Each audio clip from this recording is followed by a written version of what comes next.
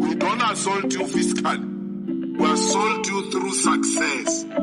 Black magic man, big and strong. Black magic woman, take control. Black magic man against the world. Go get it back, take back what they stole. He's a black man, he's a king. Working with God, he can do anything. She's a black woman. Being the director of a arts-centric nonprofit, it has allowed us to encounter a lot of youth and emerging artists that pretty much are, aligned and in sync with, our mission and what we want to do ultimately in our community. So definitely feel more empowered and more confident in my creative skills because a lot of my creative inputs have been heard, been understood.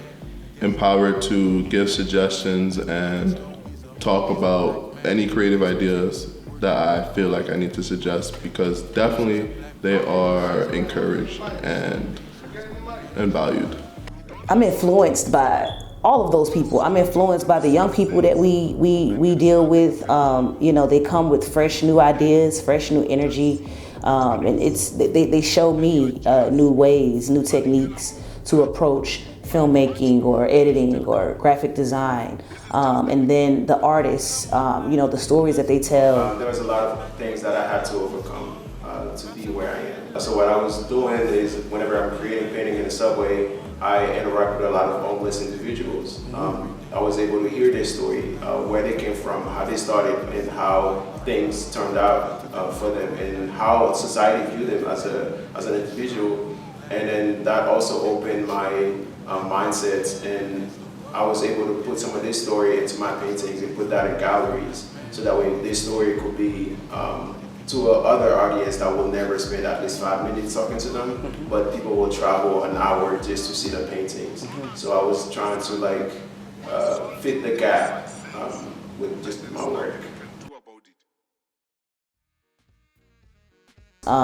The styles and things that they approach, the complexities of it, that's also inspiring to me to where, I want to, mimic that, but in my art form, right? Yeah, I mean, the art I make, I guess, is how I feel about the world. So if I'm staying true to what it is that I need to be making art about, then that's a really big challenge because it puts me in a vulnerable position of showing people how I feel, and then that challenges me because vulnerability makes me uncomfortable.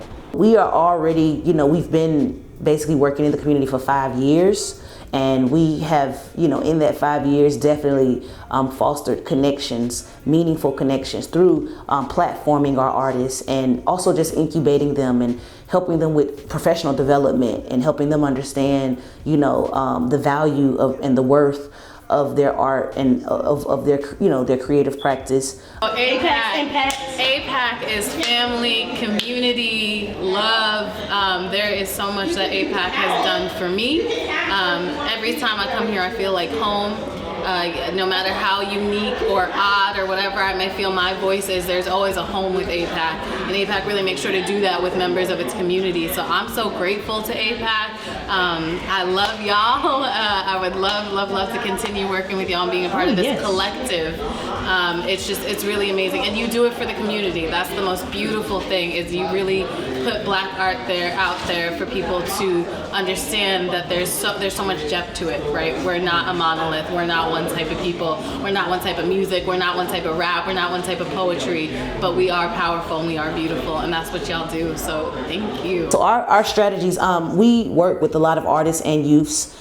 We have arts education initiatives as well as artist incubation initiatives where we create reasons to platform our artists, whether it be an art show where we're showcasing underserved emerging artists, or whether it be a media arts design workshop where we're actually getting young people certified in graphic design, video design, visual design, motion graphics design, to kind of prep them for a job or prep them to be an entrepreneur or whatever the case may be. I'm originally from Florida, South Florida.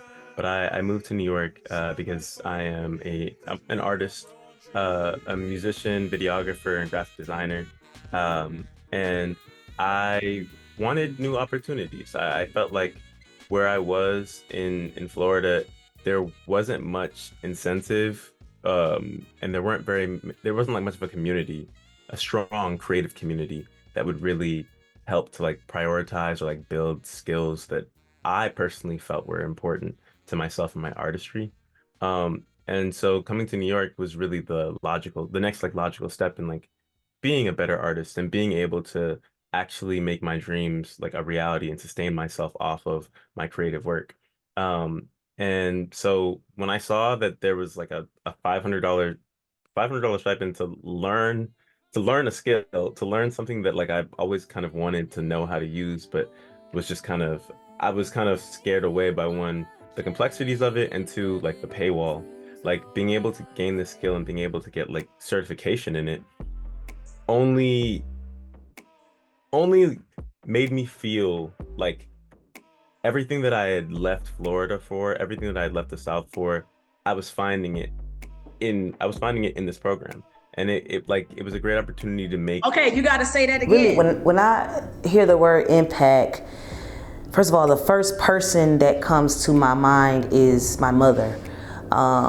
She was an impactful person. She did a lot in the community. People in the community respected her. People in the community loved her. And she did things just to do them. She did them just to do them. She didn't do it to make impact. She didn't care Mama didn't care if you felt it or not. She just gave you the love. So when I hear the word impact, that's who I think about. And what I think about is, I think about, the Black Panther Party and the Rainbow Coalition. I think about these groups, these collectives that organize themselves to bring about change. And to me, that is, it's in its truest form. Change is in its truest form when people were able to group themselves together to bring that change forth. If that makes sense. It's in its truest and purest form, because it's not just one person trying to put the world or a city or a situation on their back and carry it over, but it's a collective of passion, a collective of interest, a collective of love, a collective of disruption that happens, that formulates when a collective of people bring their thoughts together. So impact to me is most definitely a collective action, and it's something that it has to happen. Impact has to happen in order for change to happen. Nothing can change unless it's first impacted. You can't redevelop. It's redevelopment and revitalization usually happens after something has been devastated, after an area has been devastated by drugs or devastated by natural disasters or whatever the case.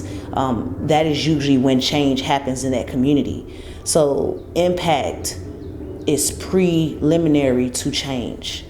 So we need to rest that importance on impact the way we rest that importance on change.